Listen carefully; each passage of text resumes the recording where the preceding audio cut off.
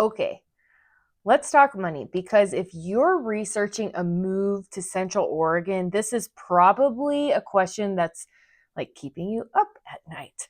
Not the question of whether or not you're going to like it, but leaning a little bit more towards, can we actually afford this? I'm going to give you the real numbers. I'll give you my family's actual numbers, not just comparison charts, although we're going to get into that too, but our personal home numbers, what we paid in Texas and what we pay here, and what ended up surprising us on both ends. When we moved to Redmond, Oregon, our mortgage payment doubled. Like, not just went up a little bit, it doubled for basically the same size house. And that was really scary.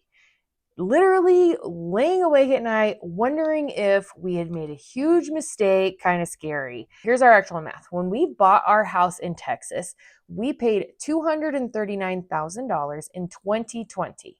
We lived there 4.5 years, and when we sold it for $369,000. Our payment there, our principal, our interest, our taxes, and our insurance, the whole pity situation was about $1,700 a month. And that was using a VA loan. We did not put any money down on that house. So when we moved to Redmond, the first thing we did was we rented. And the home that we rented was $2,800 a month, which included our water, sewer, garbage, and a landscaper that came every 2 weeks or whatever. So it's not even really a fair comparison. But then we ended up buying that house. We used the money that we got from our Texas sale, and we put $100,000 down on our home here. And our monthly payment is still $3,300 a month, with between the interest rates and then the home that we ended up buying here. Our house payment ended up being double what it was in Texas. And the part that actually made it kind of scary for us was when we left Texas, when we moved here, my income basically disappeared. I'm a real estate broker. My whole business is built on people knowing me, liking me, and trusting me. And I knew nobody. So I I had a few deals that I was closing up in Texas, and then I had some people that I had referred to other agents in Texas who paid me a referral fee, a little bit of those trickling in behind, and that was it.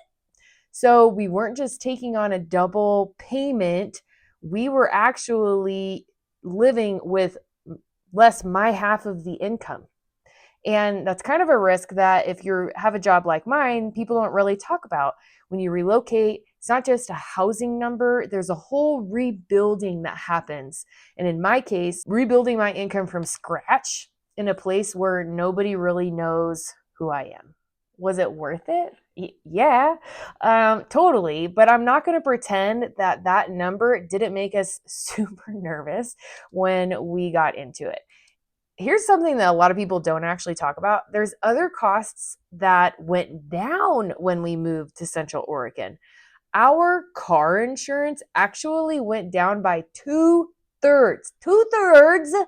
And I just about fell over when I first saw that bill. Our gas bill for the cars, it stayed about the same, but the number of miles that we were driving what got to be way less. And that's coming from somebody who goes to Bend several times a week, and I show houses for a living. We just don't have the same sprawl that we have in Texas. Here, everything's a little bit closer together. And my business came back. It just took a little bit of time. People started knowing me, they started liking me, and they started trusting me, which, if you've heard me talk about this before, is the entire job. These days, I stay pretty busy with closing deals. I'm building lots of client relationships that make the whole thing worth it for me, is helping these people that I know, like, and trust. But the housing number is bigger here. And that's real. And I'm not going to sugarcoat that it doesn't cost more than it did where we lived. But that's not the only number that changed. And it's not the only number that stayed scary. So let's zoom out from my family's personal situation and look at real data comparing cities to Redmond that are generally relocating to this area. And this is 2026 data that includes all in your food, your transportation, the whole thing. So, San Francisco, California, $10,300 a month. Seattle, about $7,800 a month. Portland, $6,500 to $7,000 a month. Austin, $6,100 to $7,000 a month. Bend, about $7,000 a month. Redmond, $6,100 a month. Dallas, Texas, about $5,800 a month. So Redmond sits right next to Bend and Austin, lower than San Francisco and Seattle by a lot, and pretty comparable to Portland, Oregon, and Dallas, Texas.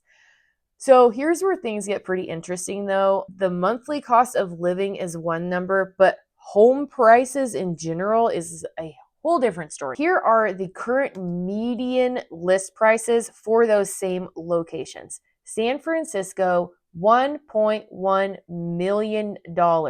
Seattle, Washington, $972,000. San Diego, California, $825,000. Bend, Oregon, $840,000. Austin, Texas, $553,000. Redmond, Oregon, $572,000.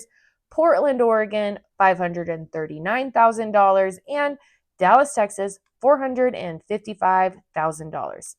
If you're coming from San Francisco or Seattle, Redmond is going to stop you mid-scroll. You're looking at roughly half of what you'd pay in either one of those cities for a home that is next to Smith Rock, Mount Bachelor, and hundreds of miles of trails right outside your back door.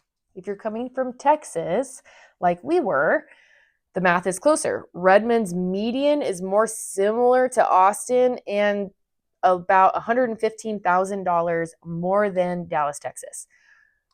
So when you're coming here, what does that extra money actually get you? In Redmond, the median home price will get you a 3 to 4 bedroom house, usually on a little bit of a larger lot, closer to a quarter acre, in a place where the backyard is literally the Pacific Northwest. In Dallas, Texas, that same amount will get you a comparable house, but you don't have any mountains, you don't have any trails, and that muggy air that probably got you Googling Redmond, Oregon in the first place. So, a quick little talk about taxes. I'll keep it simple because nobody wants a TED Talk on tax brackets. Oregon has no sales tax, like none on anything. Not on groceries, not on clothes, not on cars, not on electronics. If you're coming from Texas, California, or Washington State, that is going to add up fast. You buy a $50,000 car and about $4,500 of it goes to taxes. The flip side, Oregon has a higher income tax brackets. So if you are working as a remote worker on a higher end income, you might come into about 10% of taxable income at that top bracket. So make sure to reach out to your accountant or whoever helps you with your taxes to see what that would look like for you so that you're not surprised come tax season. The median price point that we have in Redmond, Oregon right now will usually get you a 3 to 4 bedroom, maybe 2-3 bathroom house, 1,600 to 2,500 square feet on a decent sized lot. We also have new construction happening here right now. They are on a little bit smaller lots, but you have the upgraded finishes, cute little parks and everything they're putting in. So you can either do that or get something in a little bit more of an established neighborhood if you want mature landscaping and the bigger lots. What you're not getting at that price is a crazy downtown or like a big restaurant scene. Costco and Target are going to be 15 to 20 minutes away down in Bend. But what you are getting in Redmond, Oregon is a genuine, nice little small town. We have clean streets. Our brand new community center, The Hub, is opening later this year. We have Dry Canyon Trail right through the middle of town, and Smith Rock is about 15 minutes away. Plus, the airport is ours. Roberts Field, that has direct flights to all of the West Coast cities. We have the mountains, we still have the trees, we are in the high desert. The whole reason you started Googling Central Oregon in the first place, and it's not an hour away, it's literally right here. So, is Redmond affordable compared to San Francisco or San Diego? Yeah, totally affordable. Compared to Dallas, Texas, it's a little bit higher on the housing side, but pretty similar with your monthly costs and a completely different lifestyle. If you're comparing it to Austin, Texas, you're going to be in a similar price point, but it's a different pace and way different geography. The honest answer is that Redmond isn't really a bargain. It's mid-range. But what you get for the money is the outdoor access. You get the community and you get the actual home on a nice sized lot. And that's kind of hard to match against any of those other cities that are along the West Coast. If you're trying to figure out whether or not this makes sense for your specific situation, for your income, for your current equity, what the math looks like for you and your family, that's a conversation I'm always happy to have. I am a listing specialist too, and if you're selling somewhere else, I can definitely help you and have a little bit of input so that you can think about it from both sides of the situation. The link is in the description. You can find me at soldincentraloregon.com or just reach out directly. I'm Diana. I'll see you on the next one.